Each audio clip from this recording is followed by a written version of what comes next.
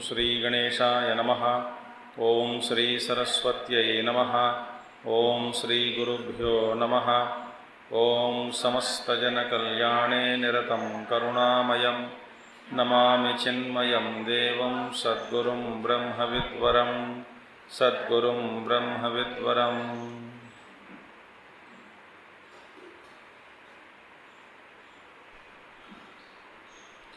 ओम व्यासं वसिष्ठनप्तारं शक्ते पौत्रमकल्मषं पराशरात्मजं वन्दे शुकतातं तपोनिधिं। व्यासाय विष्णुरूपाय व्यासरूपाय विष्णवे नमो वै ब्रह्मनिधये वासिष्ठाय नमो नमः। वसुदेवसुतं देवं कंसचाणूरमर्दनं देवकी परमानन्दं कृष्णं वन्दे जगद्गुरुं कृष्णं वन्दे जगद्गुरुम्।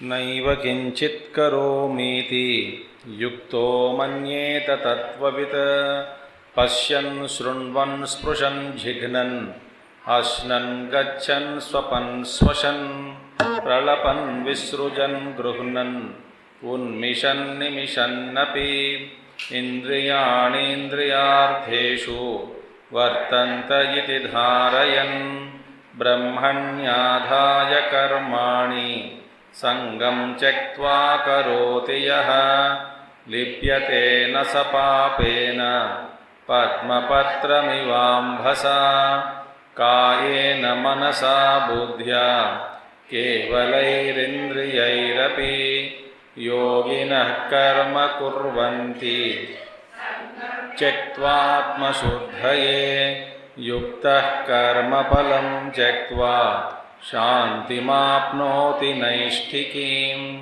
अयुक्तः कामकारेण फले सक्तो निबध्यते सर्वकर्माणि मनसा सन्न्यस्यास्ते सुखं वशी नवद्वारे पुरे देहि नैव कुर्वन्न कारयन्।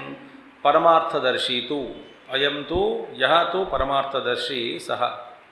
तो अज्ञानी कामकारेण फले सक्तो निबध्यते, फल के साथ अपने आप को बांधकर तो फल का जो भोज है उसके कारण वो नीचे गिर जाएगा। और परमार्थदर्शी सर्वकर्माणि मनसा सर्वाणि कर्माणि सर्वकर्माणि सन्न्यस्य परित्यज्य। सर्वकर्माणि माने सर्वाणि कर्माणि मतलब नित्यम नित्य कर्म, नैमित्तिक कर्म, काम्य कर्म और प्रतिषिद्ध कर्म। इस तरह का जो 4 कर्म के बारे में हमने कल देखा, ये सभी कर्मों को सर्वकर्माणि तानि मनसा विवेक बुद्धिया विवेक बुद्धि के द्वारा इन सबको त्याग देता है। सन्न्यस्य कर्मादो अकर्म संदर्शनेन संत्यज्य इत्यर्थः। कैसे छोड़ देता है कि अपने आप को अकर्म के रूप में देखकर ये सभी कर्मों को त्याग देता है। नित्य कर्म, नैमित्तिक कर्म, काम्य कर्म, निषिद्ध कर्म। आस्ते तिष्ठति सुखम, सुखम आस्ते, अपने आप में वो तो सुखम आस्ते माने सुख वो भोगता नहीं, क्योंकि उनका स्वरूप ही सुख है। तो वहाँ पे सुख अलग है। सुख भोगने के कारण मैं सुखी बन गया, नहीं, मेरा स्वरूप ही सुख है, मेरे स्वरूप ही शांति है। ठीक है। तो त्यक्त वांग मनः काय चेष्टः निरायासः प्रसन्नचित्तः आत्मनः अन्यत्र निवृत्ति बाह्य सर्व प्रयोजन इति सुखम आस्ते इति उच्यते। माने मन, वाणी और शरीर की चेष्टा, सभी चेष्टाओं को छोड़कर निरायासः, कोई परिश्रम, कोई तकलीफ नहीं है अंदर, आयास रहित जीवनम निरायासः, और प्रसन्नचित्तः, आयास रहित होता है अंदर, और प्रसन्नचित्तः, चित्त प्रसन्न शांति आत्मनः अन्यत्र निवृत्त बाह्य सर्व प्रयोजन। तो आत्मा के अतिरिक्त, अपने आप के अतिरिक्त आत्मनः अन्यत्र निवृत्त बाह्य सर्व प्रयोजन, सभी पर कोई प्रयोजन सिद्ध नहीं है, इसलिए सभी प्रयोजनों को, बाह्य प्रयोजनों को त्याग देता है। इति सुखम आस्ते। तो सुखम आस्ते माने किस तरह के, क्यों सुख में रहता है, इसका मतलब क्या है? मनसा त्यक्तः वांग मनः काय चेष्टः, ये सभी चेष्टाओं को त्यागना, माने इनके साथ कोई ममत्व बुद्धि इनमें कोई नहीं है, बस देखता रहता है। क्योंकि जैसे कि इंद्रियार्थेषु वर्तन्ते इति मत्वा न सज्जते। तो जैसे पहले बताया कि इंद्रिय अपने इंद्रिय अर्थ जो भी है इनमें रमते हैं। तो इस लावादेवी, इस व्यापार में मेरे कुछ है ही नहीं, इसमें लेना देना कुछ नहीं इस व्यापार में। तो इसीलिए निरायास, जब ये त्यागना होता है तो निरायास बन गया। निरायास होने के कारण जहाँ पे आयास नहीं है वहाँ प्रसन्न चित्त है ना, प्रसन्नता वही है जहाँ पे आयास नहीं है, तो प्रसन्न चित्त हो गया। और आत्मना अन्यत्र निवृत्त बाह्य सर्व प्रयोजन, और आत्मा के अतिरिक्त, तो आत्मा से अतिरिक्त सभी प्रयोजनों से निवृत्त हो गया, कोई प्रयोजन सिद्ध नहीं है, सिद्ध नहीं होता उनके लिए। क्योंकि बाह्य प्रपंच में, बाह्य दुनिया में, बाहरी दुनिया में इनको कोई ऐसा वस्तु नहीं है जिसके साथ वो संपर्क करना चाहता है, जिसके द्वारा वो सुख भोगना चाहता है। इसीलिए आस्ते सुखम आस्ते इति उच्यते। वशी जितेंद्रियः इत्यर्थः। क्व कथम आस्ते इति आह। तो यहाँ तक हमने कल देखा, करेक्ट, राइट। तो नवद्वारे पुरे सप्त शीर्षण्यानि मने जितेंद्रियः इत्यर्थः, जितेंद्रिय होकर आस्ते। तो कव कथम आस्ते, और कहाँ रहता है सुखी रहता है, कहाँ और कैसे, कहाँ है सुखी, बताते हैं नवद्वारे, इसी देह में। नवद्वारे पुरे सप्त शीर्षण्यानि आत्मनः उपलब्धि द्वारानि अर्वाक द्वे मूत्र पुरीश विसर्गार्थे तैः द्वारैः नवद्वारम द्वे मूत्र पुरीश विसर्गार्थे ऊपर शीर्षण्यानि आत्मनः उपलब्धि द्वारानि सप्त शीर्षण्यानि। ऊपर यहाँ पे पूरा नवद्वार है, 7 द्वार मुख में है ना, तो 7 द्वार है, और नीचे 2 द्वार। तो मूत्र पुरीश विसर्गार्थे, 2 मूत्र और पुरीश विसर्गार्थम, जो दो द्वार नीचे है, द्वे मूत्र पुरुष विसर्गार्थे तैहि, इन सभी द्वारों में द्वार ही नवद्वारम पुरम उच्यते। इसी शरीर को नवद्वारपुर कहलाता है, नवद्वार, ठीक है। ये पुर है, एक छोटा सा एक गांव जैसा या शहर है या राज्य समझो, इसका 9 द्वार है।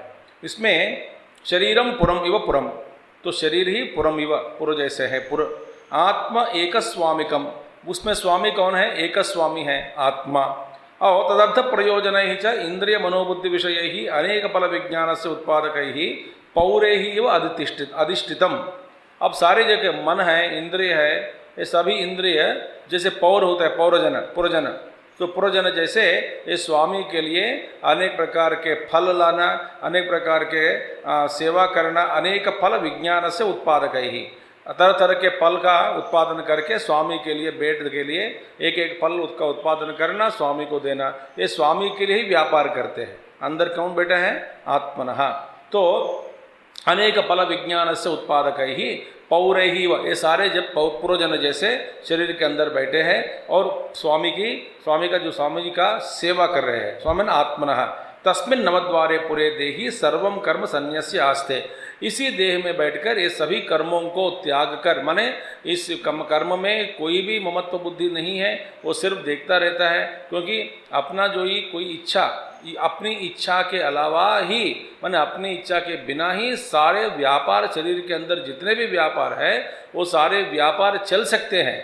कि हमारा जो कोई हमारा संकल्प की कोई भी जरूरी नहीं है, क्योंकि हम देखते रहते हैं। आत्मा सिर्फ स्वयं साक्षी होकर बैठ सकते हैं और सारे कर्म और क्रिया चलते रहे हैं और चलने दीजिए। तो इसी तरह सुखम आस्ते, क्योंकि इनके जो चक्र में वो अपना मुंह नहीं घुसाता, अपना संकल्प कोई नहीं छोड़ता, अपनी कुछ रुचि नहीं है, ऐसा व्यवहार ऐसा हो कोई रुचि नहीं है, बस सिर्फ देखते रहते हैं। इसीलिए नवद्वारे पुरे देही, इसी देह में बैठकर आस्ते। अब देखिए प्रश्न उठाया कि अब पूर्व पक्षी पूछते हैं कि किम विशेषणेन सर्वो ही देही सन्यासी असन्यासी व देहे एव आस्ते तत्र अनर्थकम विशेषणम इति। अब देखिए इस विशेषण के क्या मतलब है, क्योंकि आपने कहा कि ये महात्मा परमात्मदर्शी शरीरे आस्ते, शरीर में बैठता है। ये शरीर में बैठता को क्यों ऐसा बोलना है, क्योंकि अज्ञानी भी शरीर में बैठे हैं, ज्ञानी भी शरीर में बैठे, इसमें क्या फ़र्क है। अब नए नए चीज़ बताते रहते हो। शरीर में सुख से रहता है और अज्ञानी कहाँ रहता है, वो भी शरीर में बैठा है, दोनों क्या फर्क है। तो किम विशेषण है ना, सर्वो ही देही, सभी देही मन देहवान, अंदर देही जो बैठे हैं, सन्यासी असन्यासी वा, तो सन्यासी हो असन्यासी हो, बेवकूफ़ हो अज्ञानी हो ज्ञानी हो जो भी हो, देह ये व आस्ते, ये सभी शरीर में रहते हैं। और खास करके सुख से शरीर में बैठता है, ये क्या मतलब है, ऐसा बोलना क्यों।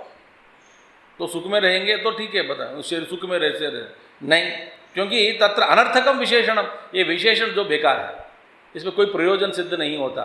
खास करके ये परमात्मदर्शी शरीर में बैठे हैं ऐसा बोलना है ना, सभी व्यापारों को देखते हुए शरीर में सुख से बैठे, शरीर के अंदर ही बैठे विराजमान है, आत्मा स्वामी है, ये पुर है, ये पुर के स्वामी है, ऐसा जो बोलना, एक विशेषण जोड़ना, इसमें कोई प्रयोजन सिद्ध नहीं होता। आप मान लिया कि नहीं, आप मानते हैं कि नहीं कम से कम।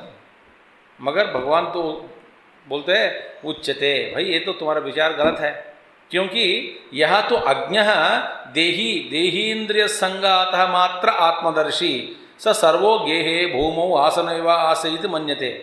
देखो अज्ञानी जो है देहेन्द्रिय संगात मात्र आत्मदर्शी। अज्ञानी कौन है भाई, अज्ञानी वो है जो जिसने केवल शरीर मन बुद्धि में ही अपने आप को क्या समझता है, मैं शरीर हूँ, मैं बुद्धि हूँ, मैं मन हूँ। देह इंद्रिय संघात जो है, इसका जो संघात है, इसमें मात्र माने इस केवल इनके जो अस्तित्व है, जो इसी के साथ तादात्म्य होकर वो बैठता है। कौन, ये सभी को ही आत्मा के रूप में स्वीकार करके बैठे। कौन, अज्ञानी। आत्मदर्शी, उनका आत्मदर्शन कहाँ पर है, मैं शरीर हूँ, मैं मन हूँ, मैं बुद्धि हूँ, ये मेरे शरीर मेरे मन इसके तादात्म्य होकर अज्ञ देही देहेन्द्रिय संघात मात्र आत्मदर्शी। मात्र माने बस वही, सिर्फ, इससे अलावा मैं अलग हूँ, इससे अतिरिक्त मैं अलग हूँ, इसका ऐसा अनुभव नहीं हुआ अज्ञानी को। तो अज्ञानी माने आप भी अपने आप को समझते हैं कि मैं शरीर हूँ। अब देखो ये भावना मैं शरीर हूँ, अब देखिए वेदांत सुनने के बाद भी ये शरीर का जो आभास है, देहा अध्यास, वो तो छूटता नहीं।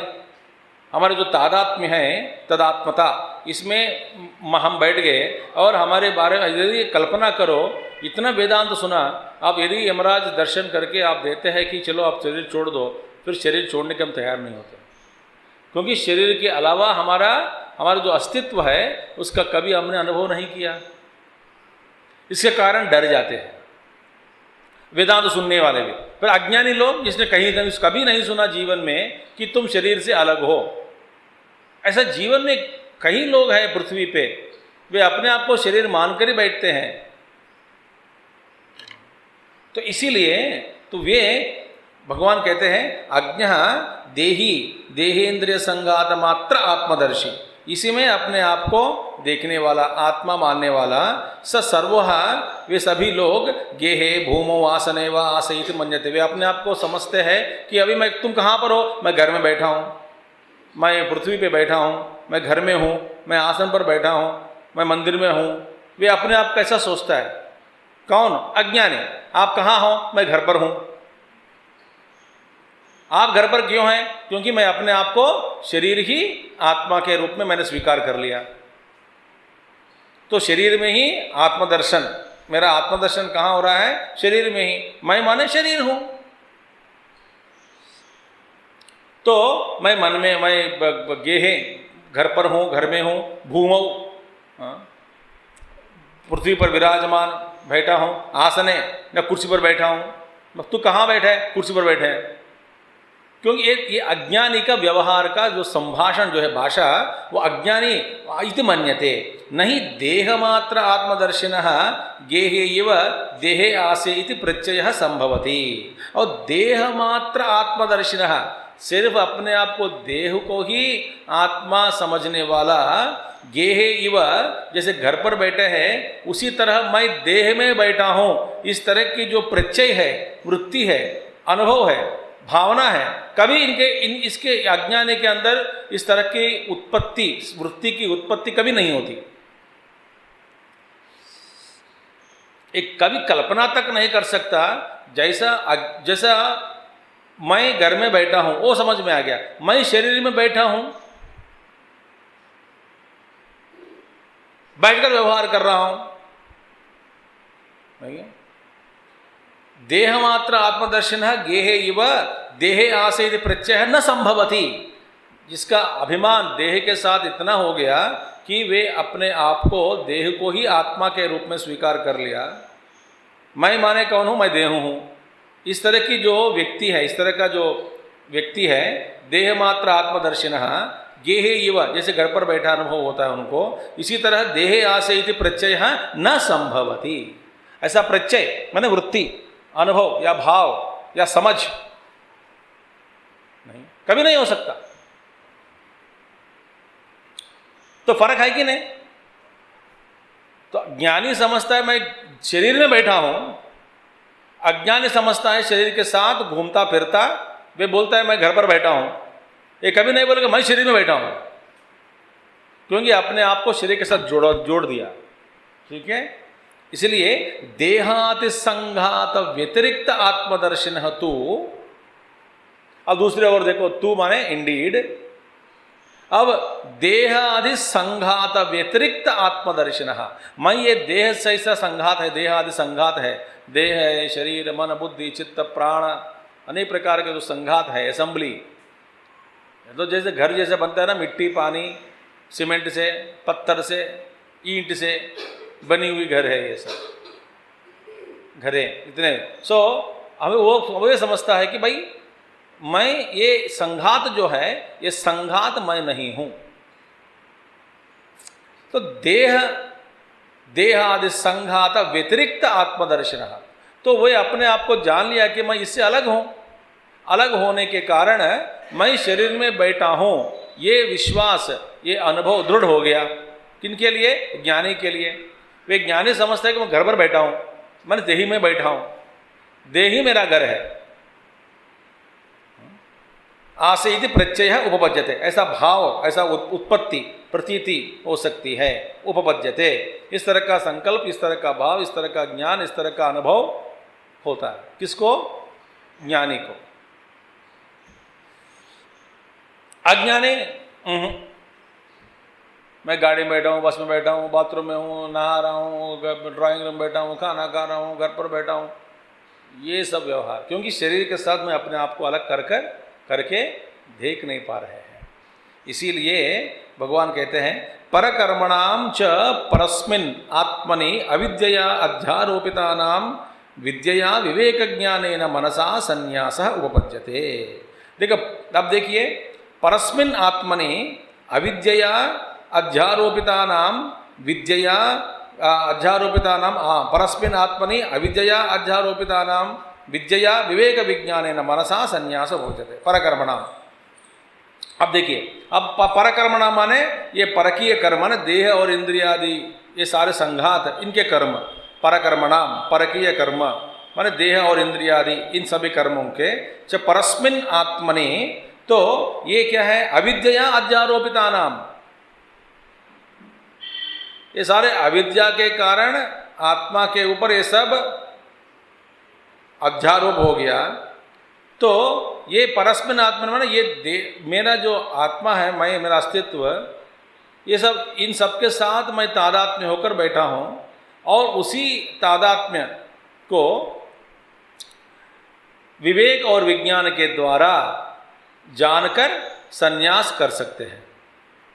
छोड़ सकते हैं, त्याग सकते हैं। देखिए, तो सारे अविद्या में हमें आत्मा में ही आरोपित है, आरोप किया गया, आरोप किया गया। इसीलिए विज्ञान के द्वारा, विवेक विज्ञानेन मनसा संन्यास उपपद्यते। तो ये जब पता लग गया कि भाई ये सब मैं नहीं हूँ, ये आत्मा में आरोप किया गया, ऐसा समझकर मन से ही इन सब को छोड़ना संभव है। छोड़ना माने संन्यास, ये संभव है। किसके लिए? ज्ञानी के लिए।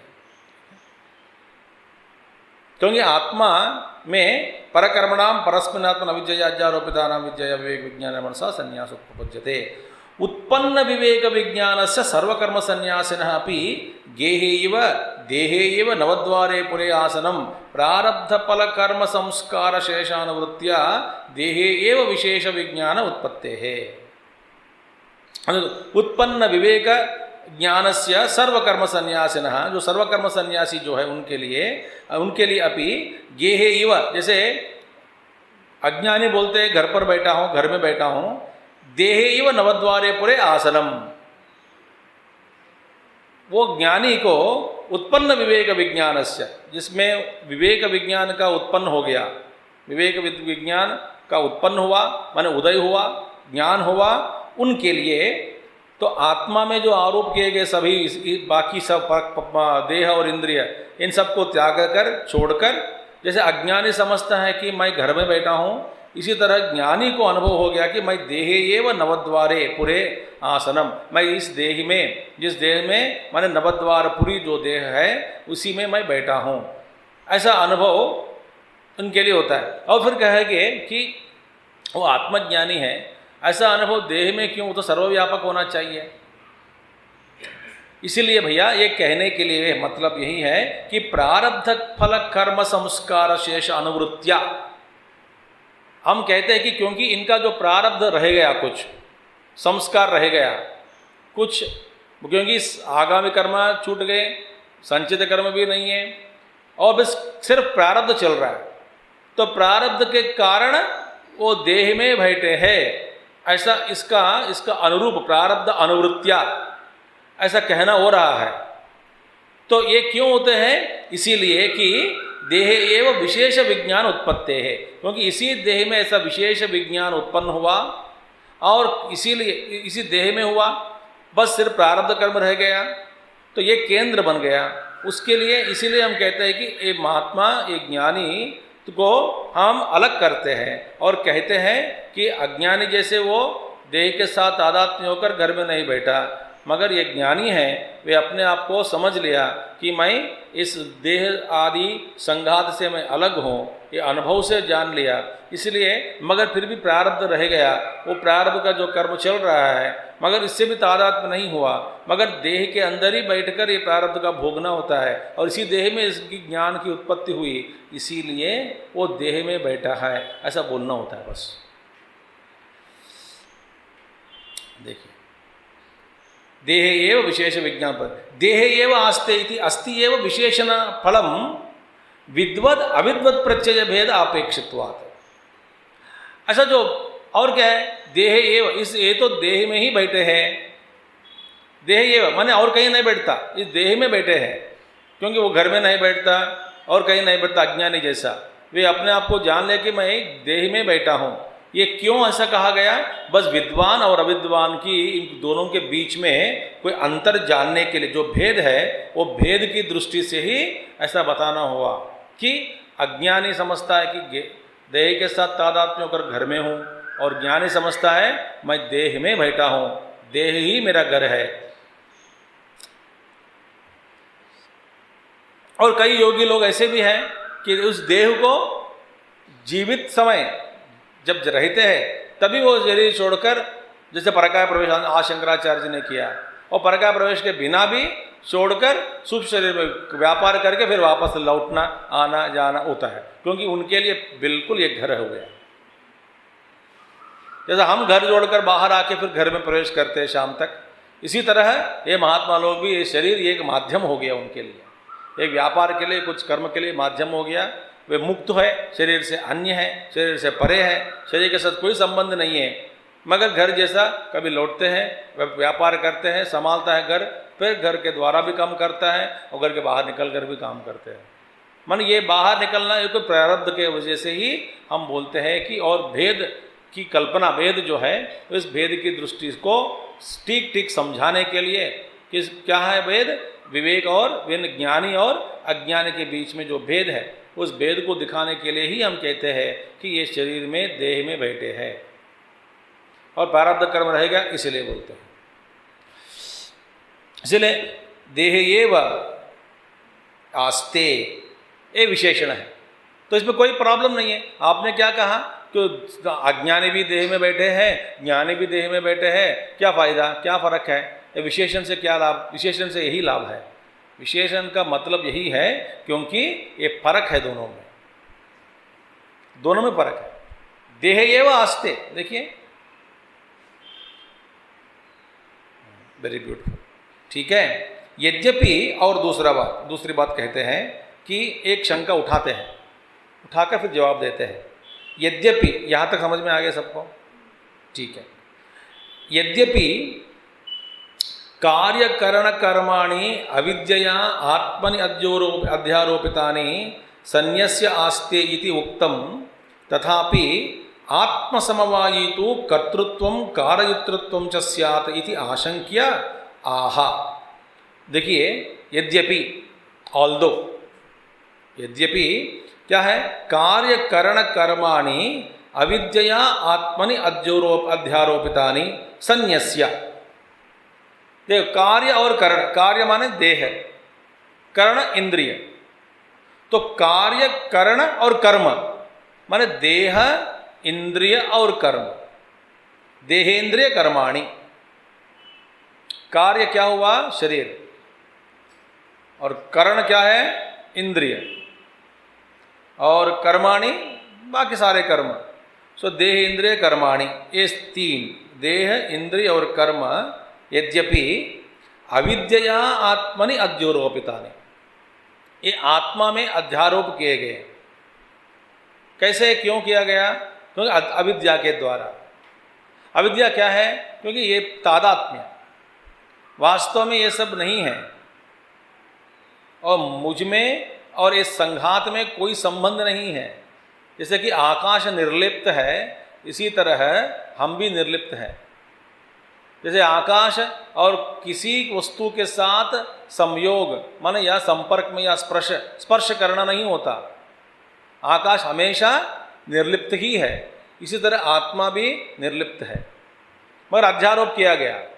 तो अध्यारोपित है कारण मन, यद्यपि अज्ञान के कारण आत्मा में अध्यारोपितानि से, ये सारे आत्मा में अध्यारोप किए गए सभी, इन सभी को माने देह इंद्रिय और कर्मों को सन्न्यस्य आस्ते इति उक्तम, और कहा गया कि सन्न्यस्य आस्ते इति उक्तम, सन्न्यस्य आस्ते माने सभी ये देह इंद्रिय कर्मों के साथ तादात्म्य छोड़कर सन्न्यस्य सुखम आस्ते, सुख से बैठे हैं, इस तरह का ऐसा तो बता दो दिया। तथापि, तो भी इसमें कोई एक चक्कर है। क्या है? आत्मसमवायी तो कर्तृत्वं कारयितृत्वं च स्यात् इति आशंक्य। अब देखिए, अब कर्तृत्व भाव और कारयितृत्व माने करना और कराना, सुनिए, आत्मसमवायी के कारण ये होने का संभावना है। आत्मसमवायी तो कर्तृत्वं कारयितृत्वं तस्यात्। कोई बोलेगा कि ये तो कर्तृत्व भाव और कारक, कर्ता और कारक जो भी है, करना और कराना, इस तरह का जो है, ये दोनों आत्मसमवायी। आत्मसमवायी माने आत्मा के साथ नित्य संबंध रखने वाले। क्योंकि ये आत्मा है, आप कहेंगे आत्मा में ये सब अविद्या के द्वारा आरोप किया गया। क्या? देह इंद्रिय और कर्माणि मान लिया, मगर कर्तृत्व भाव और कार्यतृत्व ये दोनों आत्मसमवायी है। ऐसा करके शंका उठा रहे हैं। आत्मसमवायी स्यात्, और आत्मसमवायी होने के कारण माने नित्य संबंध युक्त, माने आत्मा से कभी दोनों अलग नहीं हो सकता, क्योंकि एक कर्तृत्वम और कार्यतृत्वम ये तो जड़ पदार्थ में नहीं हो सकता। कर्तृत्व का आपादन, कार्यतृत्व का आपादन किसी जड़ पदार्थ को देना नहीं होता। सिर्फ चेतन पदार्थ में ही ये दोनों का संभव है। और देखने में आया ये तो शरीर जड़ है, देहादि संघात जड़ है, इसमें आत्मा बैठे हैं, तो उस आत्मा में ये सारे अध्यारोप किया गया। अब कर्तृत्व कार्यतृत्व है ना, तो योग ये कहाँ जाएगा? ये तो जड़ पदार्थ में होने का संभावना नहीं है, तो आत्मा में ही होना चाहिए और आत्मा के साथ नित्य संबंध होना चाहिए, तो आत्म समवायी स्यात्, तो आत्म समवायी हो सकता है। उसके बारे में क्या कहें? ऐसा शंका, इस शंका को उठाकर कहते हैं, भगवान शंकराचार्य जी उठा दिया इस शंका को, क्योंकि पूछने से पहले कुछ ऐसे शंका है भगवान शंकराचार्य स्वयं उठाते हैं, उसका जवाब दे निवृत्त कर देते हैं। अब समझ आ गया आपको? अब कर्तृत्व कार्यत्व आत्मा को होना चाहिए। अब देखिए आत्मा के साथ ये दो जुड़ गया तो बहुत सारे प्रॉब्लम्स होते हैं। अब मैं वो नहीं चर्चा नहीं करूंगा। तो फिर क्या हुआ? इति आशंक्य आहा, इस शंका को मन में रखकर भगवान कहते हैं न ये व कुर्वन् स्वयं, वो स्वयं कुछ आत्मा नहीं करता, माने कर्तृत्व भाव नहीं है। न कार्यकरणानि कारयन् क्रियासु प्रवर्तयन्, किसी कार्य में कार्यों का कराना आत्मा खुद नहीं, ना तो खुद करता है या कराता है। तो आत्मा में कोई कर्तृत्व भाव नहीं है और भोक्तृत्व भाव भी नहीं है और कार्यतृत्व बिल्कुल नहीं है। कर्तृत्व नहीं तो भोक्तृत्व है ही नहीं, होगा भी नहीं। ये शंका, तो जवाब दिया नैव कुर्वन् न कारयन्। वो भाई तुम ऐसा मत सोचो कि आत्मा तुमको प्रेरणा दे रहा है करने के लिए, कर्म करने के लिए, कुछ भी नहीं। क्योंकि उसमें ब्रह्म जो अनंत ब्रह्म है उनसे यदि पूछो ये कि भाई ब्रह्मा वो परमात्मा, परब्रह्म परमात्मा, सर्वव्यापी व्यापी अनंत ब्रह्म अनंत चैतन्य, आप में कुछ ये सृष्टि चल रही है, ये सच है क्या? ब्रह्मन बोलता है कि कुछ मैं नहीं जानता हूँ, मुझ में ब्रह्म की ओर से न सृष्टि है, न विनाश है, न अस्तित्व है, न भेद है, न कुछ भी नहीं हो रहा है वहाँ पर। इस तरह का गंभीर विचार हमने मांडुक्य उपनिषद में पढ़ा भाष्य के साथ। तो परब्रह्म परमात्मा कुछ भी नहीं है।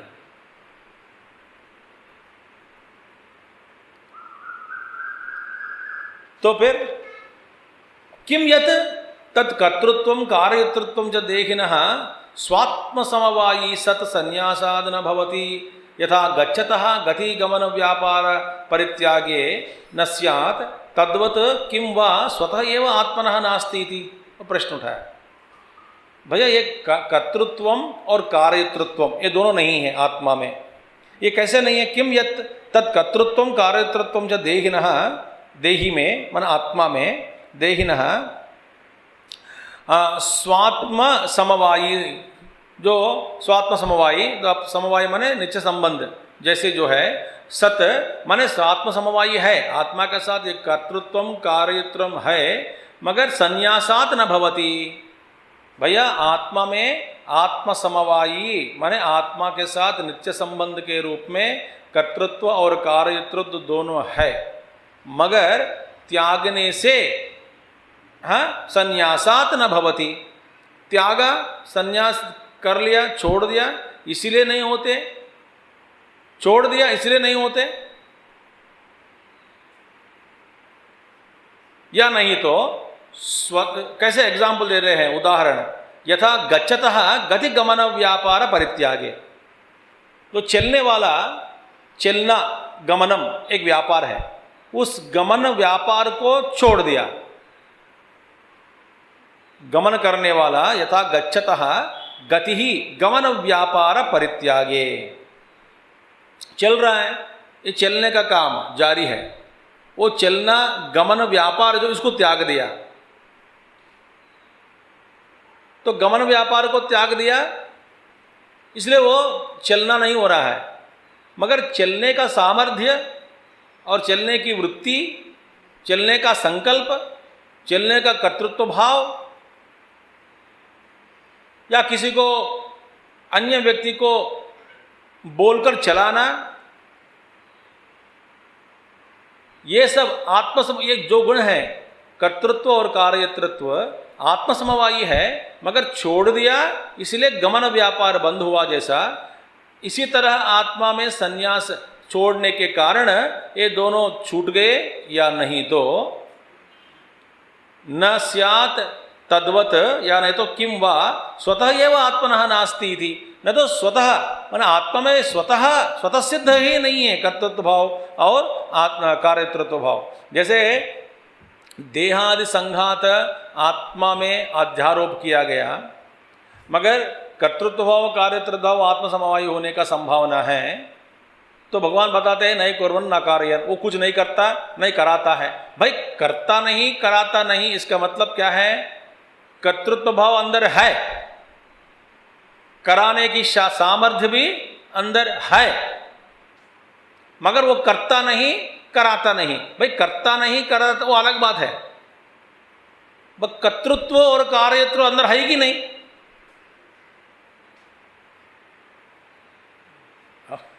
अरे अंडरस्टैंडिंग लगता है बाउंसर, ठीक है, कभी बाउंसर डालना भी अच्छा लगता है मेरे लिए।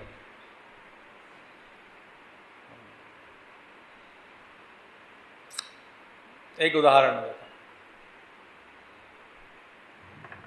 हूं, ये आजकल गाली नहीं दे रहा है, गाली नहीं दे रहा है माने दे सकता है ना, दे सकता है, मैंने छोड़ दिया गाली देना, मैंने गालियों को छोड़ दिया या गाली देना छोड़ दिया?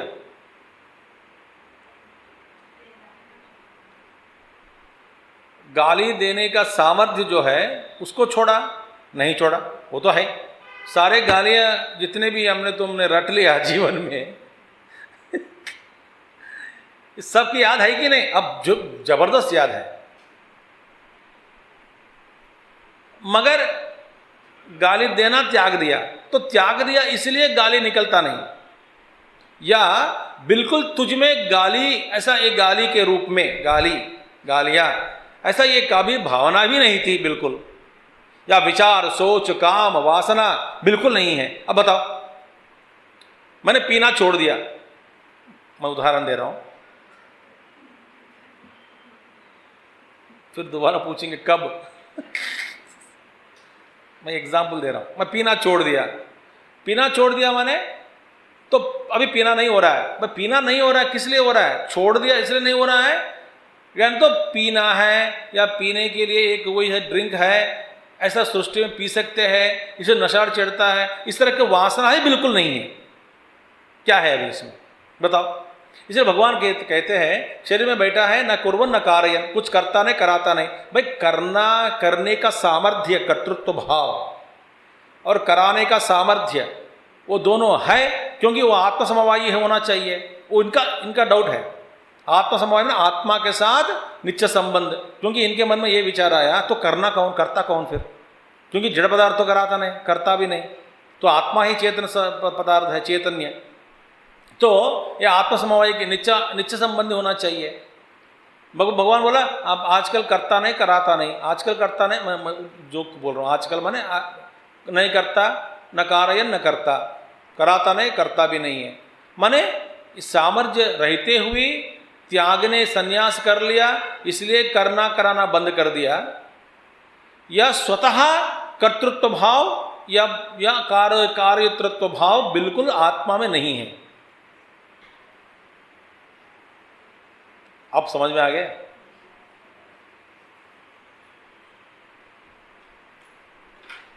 सुनने का सामर्थ्य है मगर सुनना छोड़ दिया, खाने का सामर्थ्य है, खाना छोड़ दिया, आजकल नहीं खा रहा हूं, नहीं खा रहे माने तो तुझ में वृत्ति नहीं है, खाने की वृत्ति, या वृत्ति है, खाना छोड़ दिया।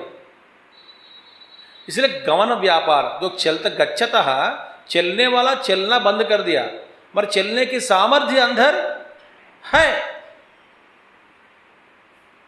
तो सन्यास के कारण वो चलना छोड़ दिया। इसी तरह सन्यास के कारण न करुवन नैव कर, बिना कुछ करता हुआ करता भी नहीं, कराता भी नहीं, नैव कुर्वन् न कारयन्, ऐसा बैठा है, या आत्मा में किं वा स्वतः एव आत्मनः नास्ति। आत्मा ऐसा जो है उसमें स्वतः सिद्ध, इसमें कोई कर्तृत्व भाव भी नहीं है, कार्यतृत्व भी नहीं है, स्वतः सिद्ध नहीं है भाई। तो हमसे ये मत कहो कि ज्ञानी शरीर में बैठा है, कुछ करता नहीं, कराता नहीं।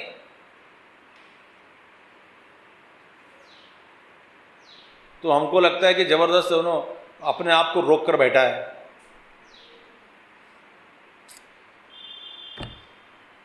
वासनाओं को दबा कर बैठा है, खुजली को दबा कर बैठा है, खुजली हो रही है मगर खुजली करना नहीं चाहता।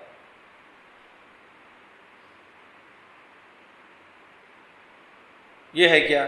नहीं। किं वा स्वतः एव अत्र उच्यते, वहां पे जवाब देते हैं न अस्ति आत्मनः स्वतः कर्तृत्वं कार्यतृत्वं च। आत्मा में स्वतः ही न कर्तृत्व भाव है न कार्यतृ भाव भी है, ये जान लेना। स्वतः आप प्रश्न पूछते हैं, क्योंकि जब अब भगवान कहते हैं, श्रुति भगवद गीता उत्तम ही, इसके बारे में कहा गया अविकार्योऽयम् उच्यते, दूसरा अध्याय 25वां श्लोक, दूसरा अध्याय 25 श्लोक में अविकार्योऽयम् उच्यते, अयम आत्मा अविकार्यम, माने जिसमें कोई विकार नहीं है। माने विकार माने कोई परिवर्तन, क्योंकि संकल्प भी नहीं है, संकल्प ही एक विकार है, वृत्ति ही विकार है, तो वृत्ति भी नहीं है।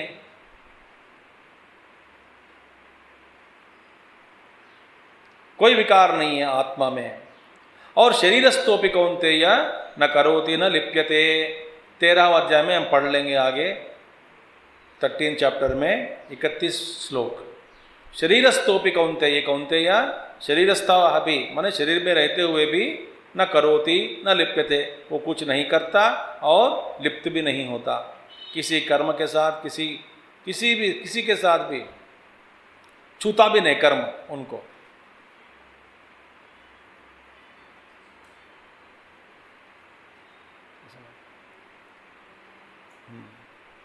जैसे कि अनेक प्रकार के चेष्टाएं हम करते हैं, इसमें कर्तृत्व भाव नहीं होते। मैं आपको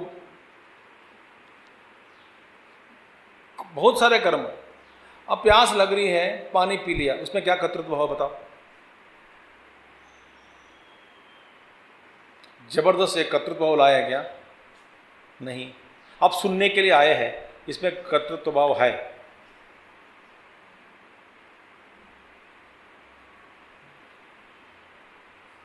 एक मच्छर बैठा शरीर पे, सोच रहा है कि मैं खून पीऊं कि नहीं, तब आपको देखा उसने,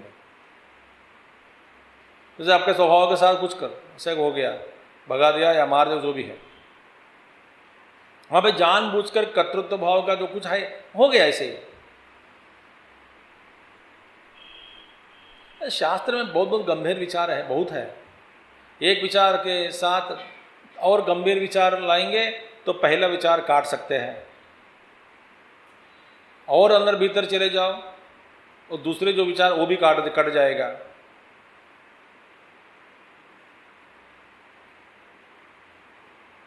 देखिए भगवान की जो महिमा, जो देखिए सृष्टि की महिमा, आउट ऑफ टॉपिक बोल रहा हूं, ये सब गहरे नींद में है। आप जब आप गहरे नींद में हैं, नींद में है माने आप अपने आप में लय हो गए, है ना, इंद्रिय काम नहीं करते, देखना सुनना मन भी नहीं है, विलीन हो गए सब अविद्या में, तो दुनिया से एकदम कट गया, बहुत गहरी नींद में है। अच्छा, बाहर दुनिया में घर पर ही कोई आवाज़ कर रहा है, कोई गाड़ी चल रही है सड़क पर, मगर आपको कुछ नहीं लगता, वो ध्वनि कुछ भी नहीं, इसका प्रभाव बिल्कुल नहीं है, क्योंकि मैं 2-3 बार मैं सोया था बचपन से ही, मैं जब सोता हूँ तभी भूकंप आता है।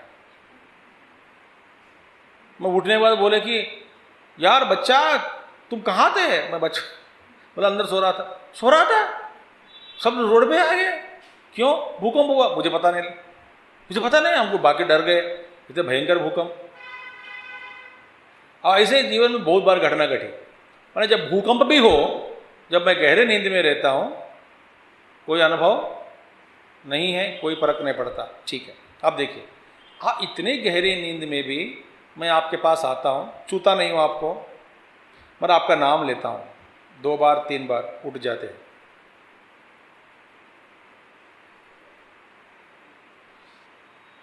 अब बताओ, उठने के बाद सुना या सुनकर उठा?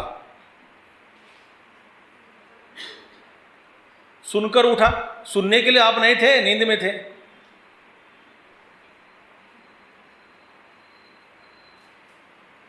तो सुनकर भी नहीं उठा, उठकर सुना।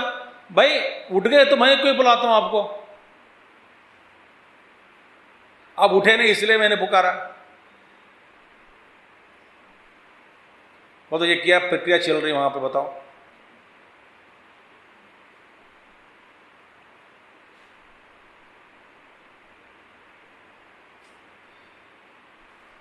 इसका रहस्य क्या है? तो आगे देखते हैं।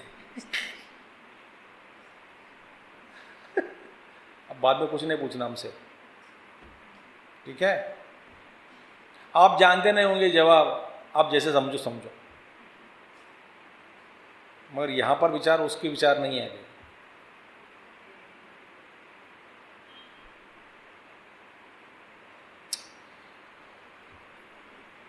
और ध्यायति इव लेलायति इव, जैसे ना ध्यान करता हुआ, ये ध्यान नहीं करता आत्मा, वो क्या क्या ध्यान करना है, किस पर ध्यान करना है? सो ध्यान करता हुआ दिखता है, लेलायति इव कर्म करता हुआ दिखता है, वासा करता हुआ वासा, ध्यान करता हुआ वासा। इति च श्रुते है, तो श्रुति प्रमाण भी है, स्मृति प्रमाण भी है, गीता और श्रुति में भी ये आत्मा में स्वतः न कर्तृत्व है न कार्यतृत्व है।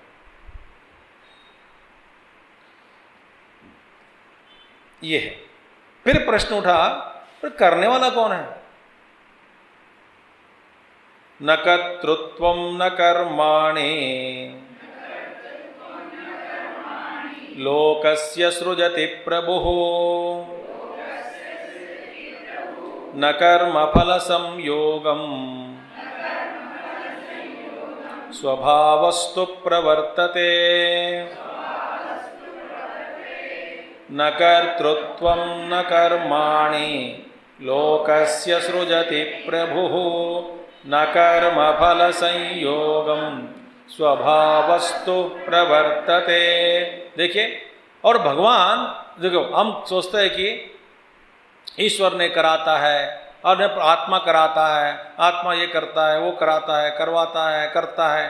भगवान कहते हैं भाई प्रभु आत्मा या ईश्वर परमेश्वर, मैं ब्रह्म, आत्मा शुद्ध आत्मा निर्विकार आत्मतत्व, न कर्तृत्व कुरु इति एक कभी नहीं बोलता।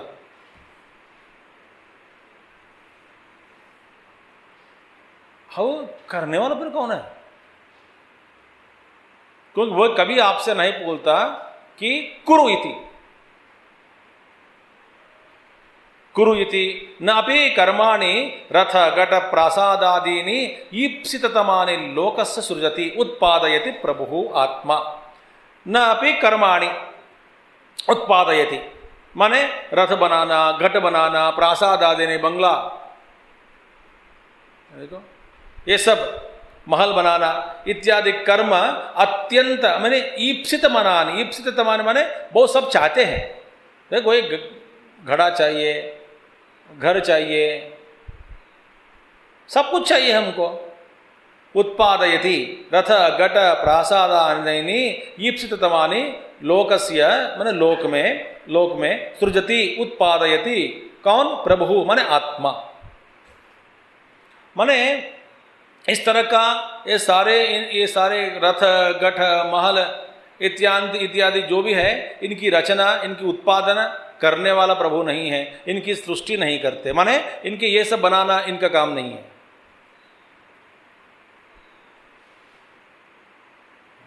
जरा तो भगवान बोलते ही वॉश्ड बोथ हिज हैंड्स। मैं किसी को नहीं बोलता हूं कि ये करो कुरु इति, मैं नहीं बोलूंगा। न तो लोकस्य सृजति प्रभु, ये ऐसे कर्माणि, इन कर्मों का उत्पादन वो भी मैं नहीं करता हूं, इनकी रचना। और न अपि रथादि कृतवतः तत्फलेन संयोगम, बेचारा कोई रथ बनाया, ठीक है आपने नहीं बनाया और कोई बनाया होगा। रथ बनाने वाला, घर बनाने वाला, महल बनाने वाला, गठ बनाने वाला, इन सबको अपने जो फल है फल के साथ जुड़ देते हैं क्या भगवान? कर्म फल संयोग की रचना, मैंने इनका ये कर्म किया है, इनका ये फल मिलना है, चलो इनको एक फल से मिलाते हैं। ये भी मैं नहीं करूंगा। न तो मैं करता हूं, कराता हूं, या फल के साथ जोड़ भी नहीं देता हूं किसी को, कर्म करने वालों को। न कर्तृत्वम न कर्माणि लोकस्य सृजति प्रभु न कर्म फल संयोगम। यदि किंचिदपि स्वतः न करोति न कारयति च देही, अब देही जो है शरीर में जो बैठा है आत्मा, न किंचित करोति, कुछ भी नहीं करता और कराता भी नहीं, कहा तर्हि कुर्वन् कारयन् च प्रवर्तते, फिर कौन करने वाला कौन है, कराने वाला कौन है? आप डराने की बात कह रहे हैं, क्योंकि अब तक मैंने सुना कि वो आत्मा है, ईश्वर है, वो कराता है, इसके ऊपर बोझ लगाकर हम आराम से चाय वाय पी के रोटी पराठा खा के सो जाते हैं, क्योंकि भगवान करा रहा है। भगवान सुनते हैं झूठ मत बोलो, मैं कुछ नहीं करता हूं, मैं कुछ नहीं करता, मैं तो सिर्फ निर्लिप्त आत्मा हूं। फिर कहा तर्हि कुर्वन् कारयन् च प्रवर्तते, करता हुआ फिरा कराता हुआ घूमता कौन है? ये सब कर रहे हैं व्यापार। इति उच्यते स्वभावः तु स्वभावः, अपना भाव जो है वही स्वभाव है। अविद्या लक्षण प्रकृति ही माया। अविद्या लक्षण और व्यष्टि अविद्या, आपकी जो स्पेशल अविद्या है, जिस अविद्या को आप आलिंगन करके बैठे हैं, जिस अविद्या के साथ हम सब शादी करके बैठे हैं,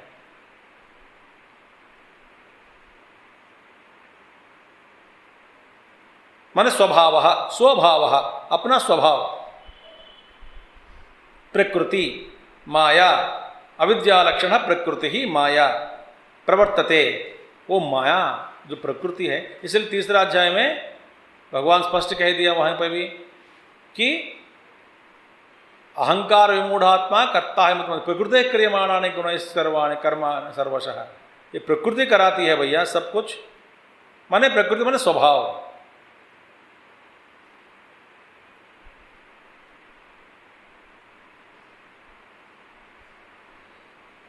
दैवी ही इत्यादि ना वक्ष्यमाणा, माने 7वें अध्याय में हम आगे पढ़ेंगे।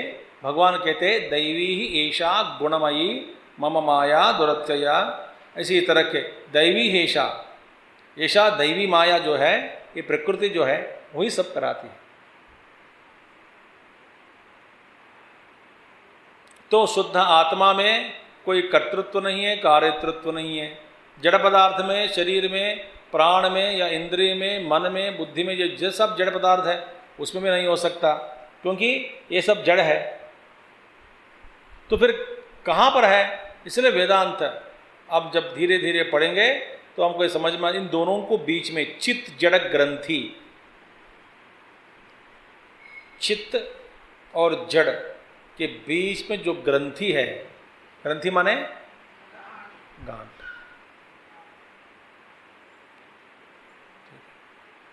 वो ग्रंथि जो है, वो बीच में जो ग्रंथि, वो ग्रंथि वास्तव में वो माया कल्पित ग्रंथि है। ग्रंथि भी नहीं हो सकता वास्तव में, क्योंकि चित्त और जड़ के बीच में गांठ बांधना भी मुश्किल है भाई, क्योंकि ये निर्विकार है, निर्विकल्प है, निर्गुण है, सर्वव्यापी है और जड़ पदार्थ है। इसका अस्तित्व का प्रमाण भी कुछ नहीं मिलता वास्तव में खोजने पर। तो ये एक है, एक बिल्कुल नहीं है, तो एक सत्य है, दूसरा असत्य है। सत्य और असत्य के बीच में जो गांठ, ये कैसे संभव? यही माया है। तो बीच में जो आत्मा का जो प्रतिबिंब वृत्ति में पड़ता है, अहम वृत्ति में, तो फिर वहाँ पे व्यक्तित्व का एक आभास बन जाता है, जीव बन गया, वे अपने आप को अलग कर दिया, तो प्रकृति के साथ आलिंगन कर दिया, आत्मा को भूल गया।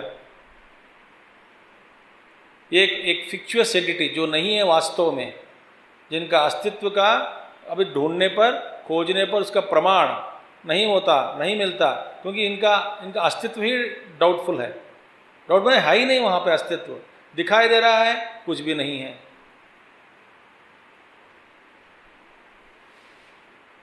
खोजने पर वो नहीं मिलता। यही भगवान रमण महर्षि का विचार है।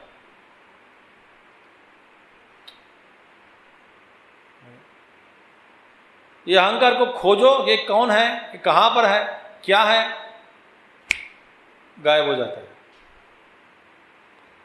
एक उदाहरण दिया करते थे, मैंने एक बार बता दिया आपको, लेकिन फिर मैं बताता हूँ कि भगवान रमण महर्षि का एक उदाहरण है कि एक शादी में एक व्यक्ति जो लड़की वालों से भी और लड़के वालों के दो सबके हिसाब सेवा कर रहे हैं, सबकी सेवा, ये लड़के वाले और लड़की वाले कुछ भी ऐसे नहीं, सबकी जितने लोग हैं सबके पास जाना, चाय देना, कोल्ड ड्रिंक देना, पूछना, व्यवहार करना, बात करना। इनके यहाँ भी चले जाते हैं, उनके यहाँ भी चले जाते हैं, इनके गेस्ट हाउस है वहाँ भी जाता है, इनके यहाँ पे, और शादी का मंडप, हर जगह घूम रहा है, सबकी सेवा, और सब लोग तारीफ करने लगे ये। और लड़की वाले सोचे कि ये लड़के वाले का देखो, हमारे तो यहाँ कोई है ही नहीं इधर, हम तो पहचानते नहीं उनको, वो लड़के वाले होगा और इतना अच्छा वो काम कर रहे करके सोचा। वो लड़के वाले सोचा कि देखो लड़के वाले इतना ऐसा एक व्यक्ति को नियुक्त किया गया हमारी सेवा के लिए, खूब सेवा कर रहे हैं। और शादी हो गए और सब बैठ गए आराम से, प्रेम से बात कर रहे हैं। सब तब किसी ने पूछा कि वो आदमी कौन था, इतनी ज़्यादा बड़ा अच्छा सा सेवा किया? बोले कौन? वो सफ़ेद वो पायजामा कुर्ता पहनकर एक बैग के साथ घूम रहा था, एक थैली, और बहुत सबकी सेवा कर रहे थे, वो कौन था? वो कौन थे? फिर लड़की वाले बोले कि हमने सोचा वो आपके यहाँ है। बोले नहीं नहीं, हम सोचा आपके हैं। ऐसे तो दोनों के बीच में खोजना शुरू हुआ। वो सुन रहा था दूर से कि भाई मेरे बारे में डिस्कशन शुरू हो गए। वो अपना सामान जितना इकट्ठा किया, बैग में डाला, भाग गया। वो कौन था? चोर। मैं क्यों बोल रहा हूँ, शादियों में थोड़ा ऐसे व्यक्ति भी होंगे। इसी तरह है, जब अहंकार का जो खोज शुरू हुआ, ये कौन है, कभी इधर पूछता है इस पक्ष में, कभी उस पक्ष में, दोनों पक्ष में बात करते रहते। कभी आपको बेवकूफ बनाने के लिए धोखा दे बात कहते हैं अंदर से कि मैं शुद्ध ईश्वर बोल रहा हूं, तुम परिपक्व हो गए हो, आज से सबको त्याग दो, सब कुछ छोड़ दो। ईश्वर तो इसलिए कहा गया इंग्लिश में, devil imitates the voice of God.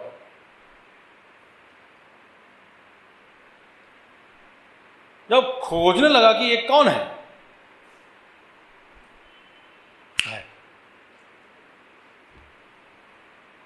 ढूंढने पर मिलता भी नहीं। तो ये कर्तृत्व कार्यत्र जो भी है वास्तव में शुद्ध आत्मा में नहीं है। भाई आदमी फिर कैसा क्यों व्यवहार कर रहा है? स्वभावस्तु प्रवर्तते, अपना अपना स्वभाव के कारण ही व्यवहार, अपना अपना स्वभाव के अनुसार ही सोच, अपना अपना स्वभाव के अनुसार ही सुख दुख भोगना, अपना स्वभाव के अनुसार ही ढूंढना, खोजना, व्यवहार करना, व्यापार करना, ये सब। आज मैं यहीं पर समाप्त करता हूँ, मैं एक जगह पे जाना है अभी कुछ काम पे, तो कल हम देखेंगे, ठीक है। ओम पूर्णमदः पूर्णमिदं पूर्णात् पूर्णमुदच्यते पूर्णस्य पूर्णमादाय पूर्णमेवावशिष्यते। ओम शांति शांति शांति। हरि ओम श्री गुरुभ्यो नमः। हरि ओम सद्गुरुनाथ महाराज की जय।